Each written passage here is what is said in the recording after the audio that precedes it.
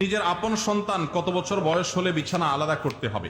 সন্তান বয়স যখন 10 হয়ে যাবে তখন তাকে নবীজি সাল্লাল্লাহু আলাইহি সাল্লাম বিছানা পৃথক করতে বলেছেন। তিনি বলেছেন, নিজের সন্তানদের বয়স যখন 10 হবে তখন তাদের বিছানা পৃথক করে দাও।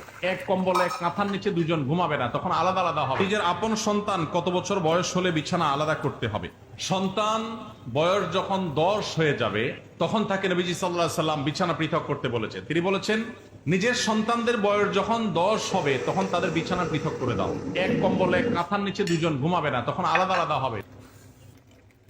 নিজের আপন সন্তান কত বছর বয়স হলে বিছানা আলাদা করতে হবে? সন্তান বয়স যখন 10 হয়ে যাবে তখন তাকে নবীজি সাল্লাল্লাহু আলাইহি সাল্লাম বিছানা পৃথক করতে বলেছেন। তিনি বলেছেন, নিজের সন্তানদের বয়স যখন 10 হবে তখন তাদের বিছানা পৃথক করে দাও। এক কম্বলে এক কাঁথার নিচে দুজন ঘুমাবে না, তখন আলাদা আলাদা হবে। নিজের আপন সন্তান কত বছর বয়স হলে বিছানা আলাদা করতে হবে?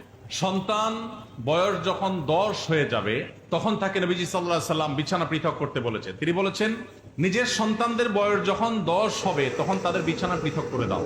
এক কম্বলে এক কাঁথার নিচে দুজন ঘুমাবে না, তখন আলাদা আলাদা হবে। নিজের আপন সন্তান কত বছর বয়স হলে বিছানা আলাদা করতে হবে?